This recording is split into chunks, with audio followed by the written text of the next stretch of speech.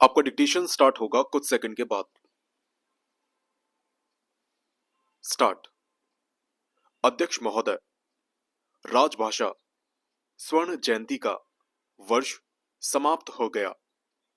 इस वर्ष का हिंदी पखवाड़ा भी संपन्न हो गया, किंतु इसका अर्थ यह कदापि नहीं लगा लेना चाहिए कि राजभाषा हिंदी का विकास हो चुका है और अब हम चैन की सांस लेकर बैठ जाएं या पुनः अंग्रेजी में कार्य करना प्रारंभ कर दें।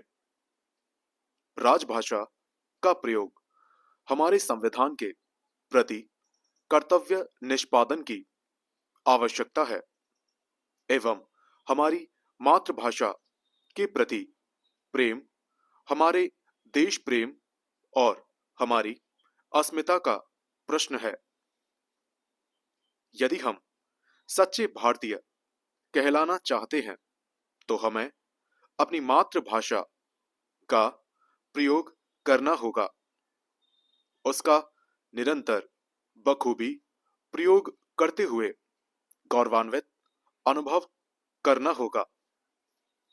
यदि हम हीन भावना के साथ अपनी भाषा का प्रयोग करते हैं तो हमारे लिए यह बेहतर होगा कि हम अपनी भाषा छोड़कर अन्य भाषा की दासता स्वीकार कर लें। अपना ही तो मन है, हम उसे मार सकते हैं। मार मार कर गुलामी की भाषा का प्रयोग करने की आदत डाल सकते हैं। अपनी तर्कमयी बुद्धि से ऐसे अनर्गल तर्क गढ़ सकते हैं जो हमें प्रसन्न कर दें तथा अन्य को संतुष्ट कर देने में हमारी सहायता कर सकें। वकालत करना आज हर व्यक्ति का स्वभाव बन गया है। खैर, हम सरकारी सेवा में हैं तो हमें राजभाषा नियमों के अनुपालन का उत्तरदायित्व निभाना ही होगा।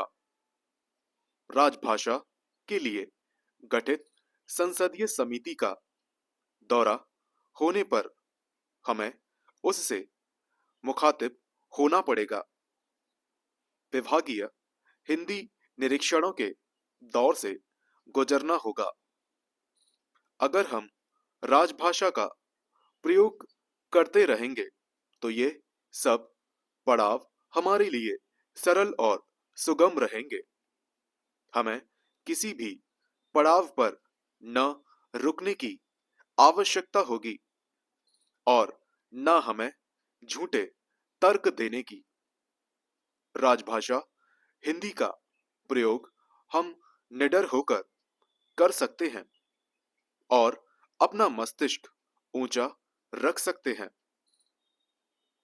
अंग्रेजी का प्रयोग हमें किसी भी पड़ाव पर मुश्किल में डाल सकता है, झूठ बोलने को मजबूर कर सकता है। हमें सिर तो नहीं किंतु निगाहें अवश्य नीची करनी पड़ सकती हैं। हिंदी आप अशुद्ध लिखते हैं तो घबराइए नहीं, क्योंकि आप हिंदी अधिकारी नहीं हैं। आप अपने विषय के विशेषज्ञ हैं।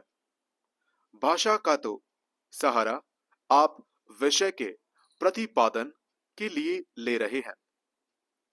अंग्रेजी भी आप कितनी शुद्ध लिख लेते हैं यह तो कोई अंग्रेजी भाषा पर अधिकार रखने वाला ही बता सकता है। व्याकरण के अनुसार चलने पर ही भाषा की शुद्धता होती है।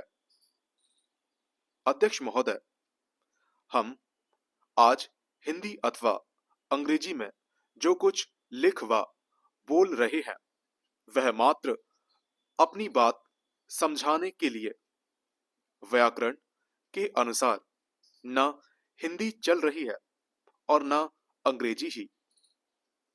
ऐसे युगांतर में भी आप राजभाषा हिंदी के प्रयोग से कतराएं, कोई समझ की बात नहीं।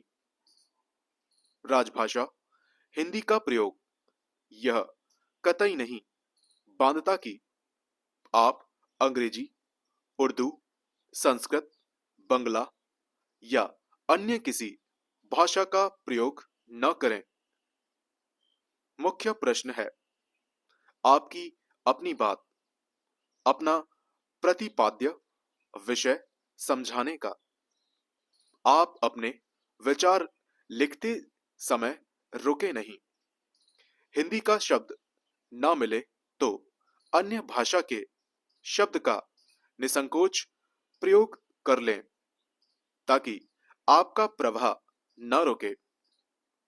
अंग्रेजी भाषा में भी आज चपाती, दाल इत्यादि शब्दों का प्रयोग होने लगा है।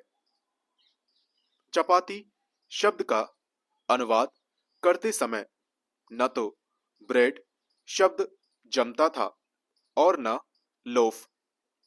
अंत में थककर अंग्रेजी शब्द कोशों को चपाती और दाल जैसे शब्दों को आत्मसात करना पड़ा।